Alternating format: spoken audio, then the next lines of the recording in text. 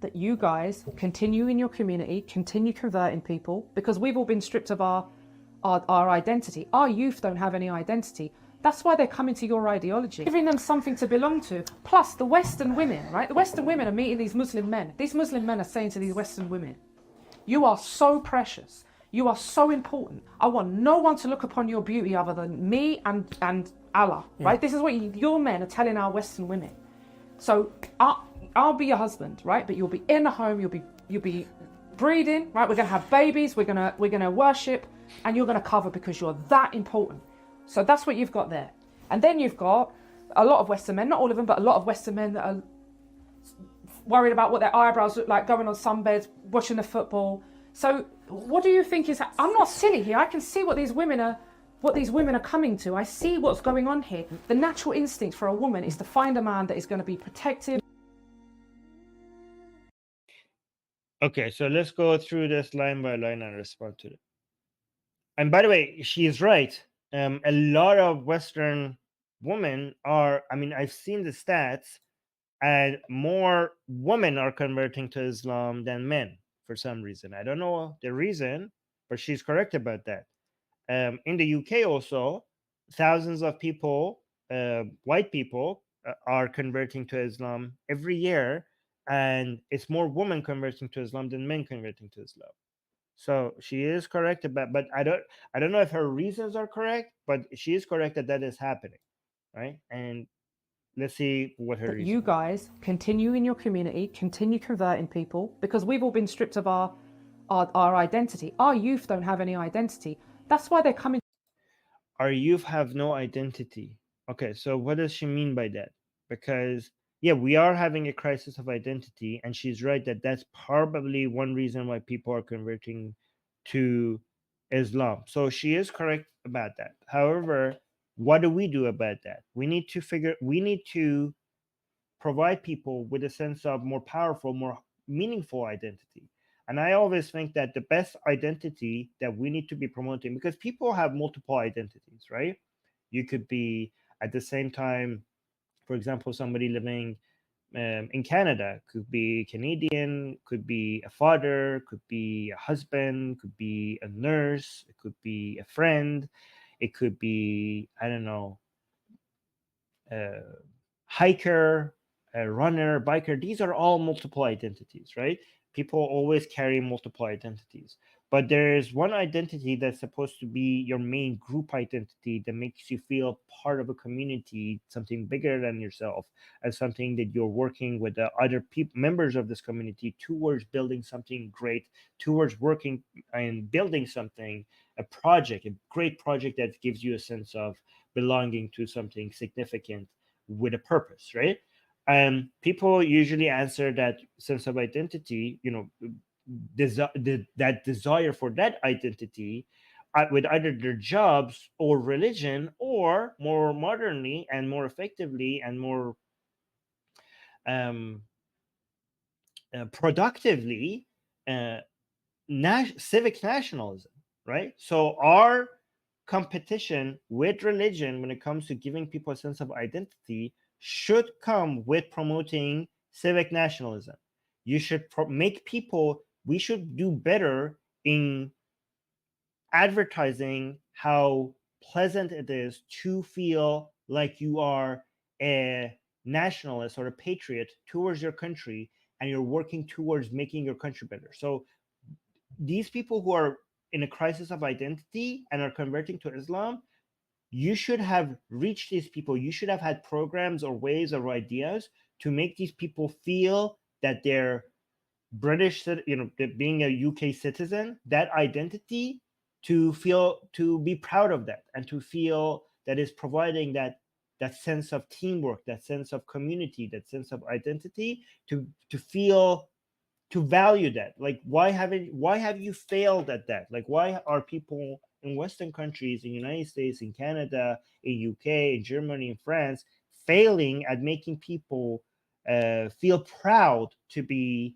French, to be Canadian, to be American, to be British, to be German? Why are we failing in that? Because this is the part that we need to figure out, and this is the part that we need to, this is how we compete.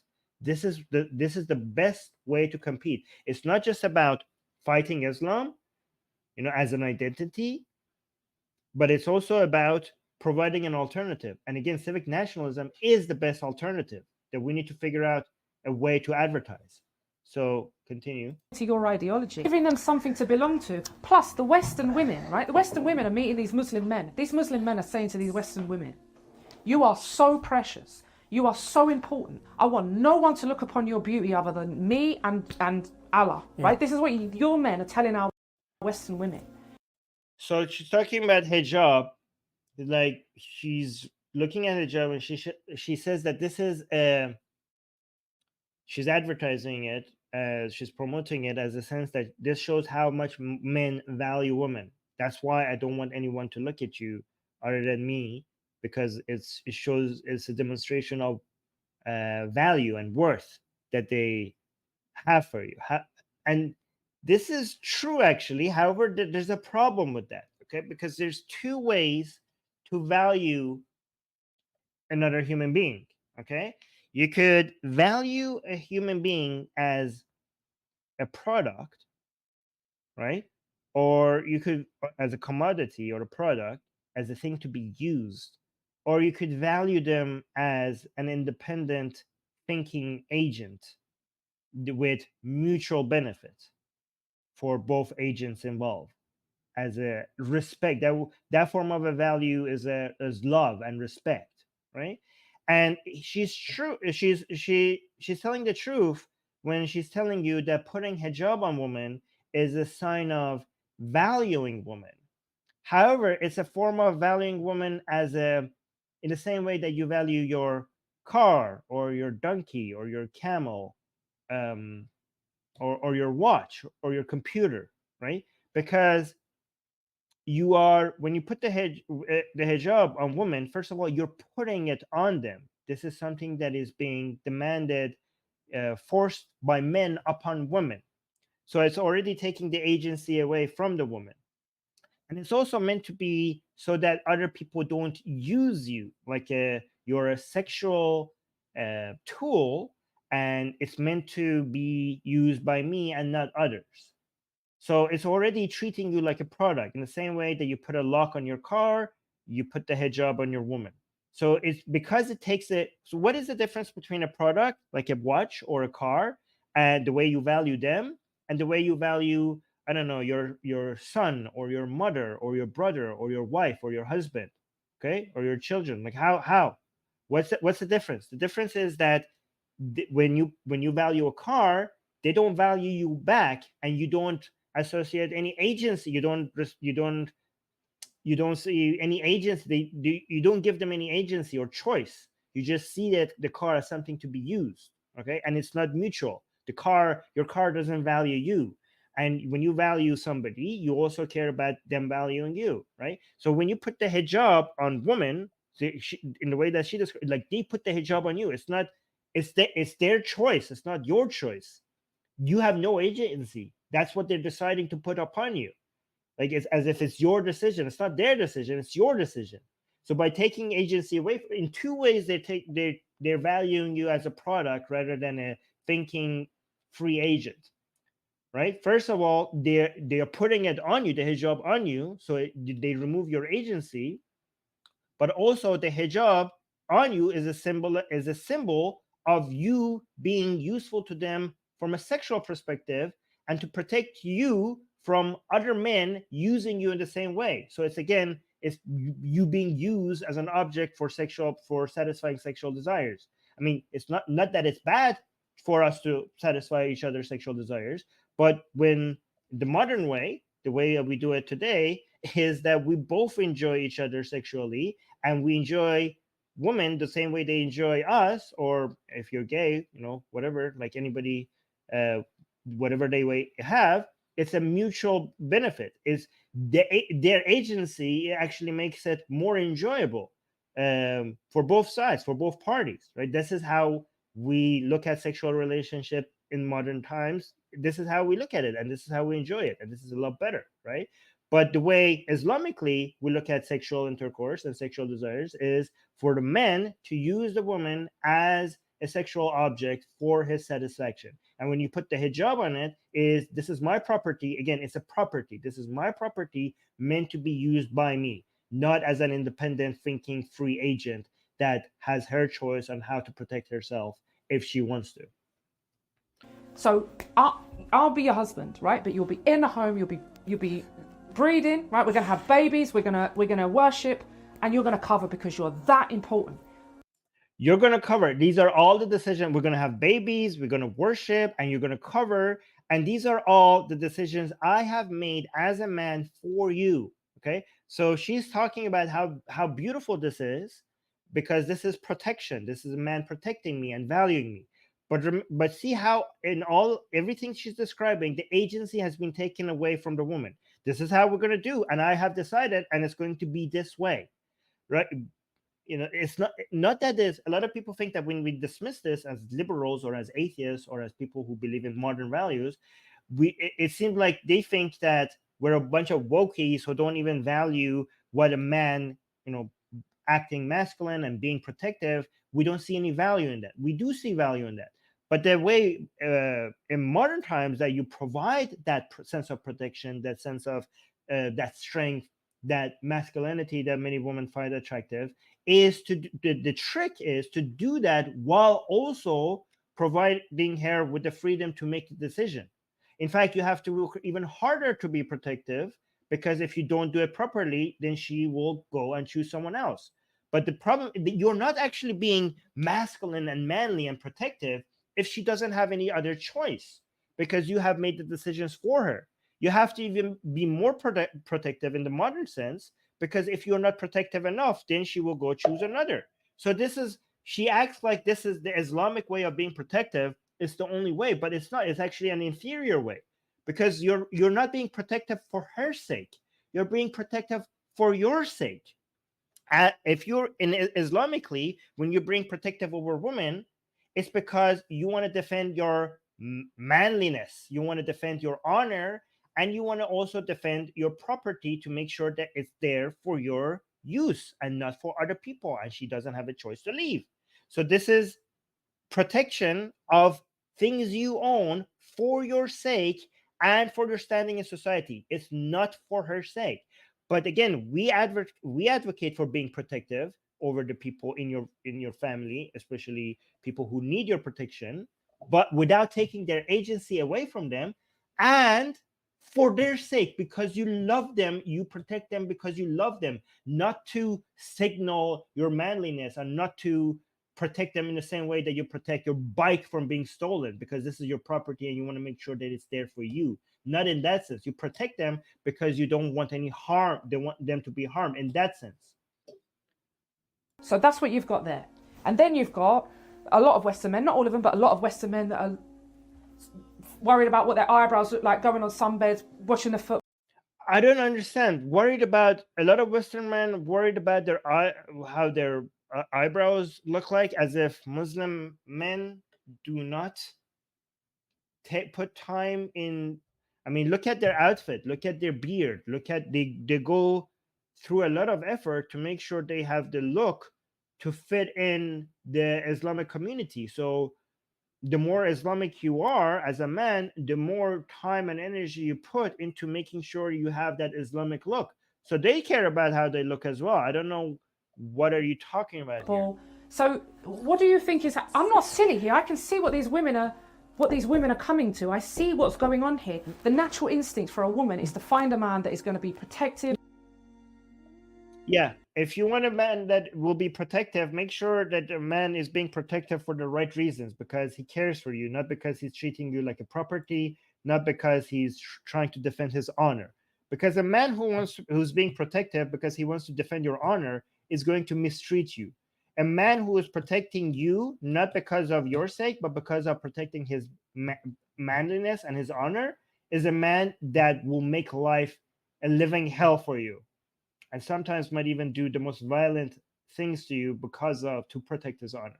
Because so think about the protection when you take that protection when it comes to defending your honor to the extreme, they might even hurt or kill you, because the whole point of protection was not you.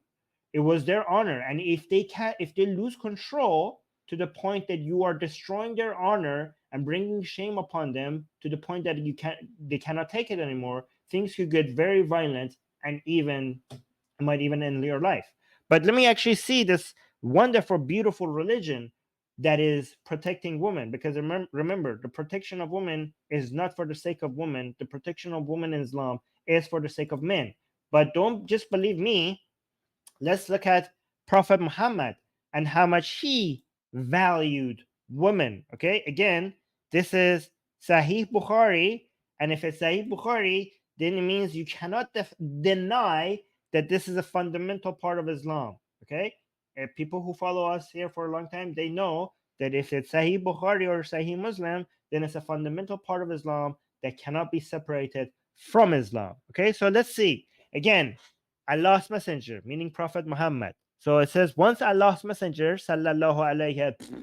Okay, so all of this means Muhammad. So Muhammad went out to offer prayer to the Musalla, right? To offer the prayer of Eid al-Adha and Eid al-Fitr prayers. So he went to do some prayers. Then he passed by the woman and said, this is, I know a lot of you haven't seen this hadith, so you're going to be quite shocked. This is going to be very educational. Okay, so this is Muhammad was walking to go give some prayers, and he saw some woman on his way, and this is what he said to them. Women who are watching this video, who think Islam is such a beautiful religion, this is what your prophet said about women. It says, "Oh woman, give alms, as I have seen that the majority of the dwellers of hellfire were you, women." So Muhammad said that I have seen in hell, I have been to hell and back, and I've seen that most of the people in hell are women. So, and if you're wondering, is he Muhammad talking about all women? Well, it will become more clear as we keep reading. But yes, he's talking about all women, right? So the woman speaks back, and the woman they ask, "Why is it so, O Allah's messenger?" And Muhammad replies, "You curse frequently and are ungrateful to your husbands. I have not seen anyone more deficient in intelligence and religion than you. A cautious, sensible man could be led astray by some of you." So Muhammad is saying that women are deficient in intelligence and religion. That's what Muhammad, the Prophet of Islam, thinks about women. And by the way, if any of you are Shia here and thinking like, I don't believe in Sahih Bukhari, you have this in Nahj al-Balagha by Ali, Imam Ali as well, that women are deficient in intelligence. Right? So then it continues. The woman asked, "Oh Allah's messenger, what is deficient in our intelligence and religion?" So this part makes it clear that Muhammad is talking about all women, in case you thought that you're not part of this, right? So Muhammad responds, he said, "Is it not evidence of two women equal to the witness of one man?" So do you guys know what he's referring to here? So he's referring to the Quranic verse in the Quran that says, the Quranic verse says that you need the testimony of two women to replace one man. So the testimony of one woman is worth half of a man. So Muhammad is clarifying that the reason for that is because because that Quranic verse is about all women. The reason for that is that women are deficient in intelligence. So again, I read this part. He said, "Is it not the evidence of two women equal to the witness of one man?" They replied in the affirmative. So the women are like, yes, that's a Quranic verse. So Muhammad responds, he said, "This is the deficiency in their intelligence." And then Muhammad continues by asking, isn't it true that a woman can neither pray nor fast during her menses, like her period? Like when she has her period, doesn't that mean that she cannot basically pray or have fast, right? Uh, the woman replied in the affirmative. He said this is the deficiency in her religion. Muhammad is saying, because you women have period, that shows that you're deficient in religion. And that's why you go to, this is why half of the women, half of, the majority of people in hell are women, because you're unintelligent and you have periods. So because you're not that good in religion, because you cannot pray and fast as much as men, which is amazing. It's amazing that he said that. I cannot believe that women convert to Islam, given that this is there. Oh, also, wanted to show this, but I think everybody already knows this part. Quran 434. When when you want to protect women, look how protecting women, what does it mean? So this is Quran chapter 4 verse 34, says, men are in charge of women, but right of what Allah has given one over the other, and what they spend for maintenance for their wealth. Okay, so because men bringing the money, they are in charge of women, because Allah has favored some men over women, right? This is the Quranic verse again. This is not even hadith, this is in the Quran. And then it says, so righteous women are devoutly obedient. So women should be obedient to their husband, guarding in the husband's absence what Allah would have them guard. But those wives from whom you fear arrogance or disobedience. So basically the wives that you think that they might be arrogant, not even if they're arrogant, if you just fear that they're arrogant, first advise them, then if they persist, forsake them in bed, and finally strike them. And here you see in the brackets it puts lightly, but if you actually go look at the Arabic text, it says va'azrabahunna, and there's no lightly in the actual Arabic text. These things in bracket were added by the translator, even though they were not in there. So it's just the Arabic text only says if they keep being disobedient, just strike them. It doesn't say strike them lightly, it just says strike them. Va'azrabahunna. See, there's no lightly here. Okay? So you have to hit your wife if she's being disobedient. But if they obey you, once more, seek no means against them. Indeed, Allah is ever exalted and great. Okay, so this is protection in Islam for women. You get beaten up if you are disobeying your husband.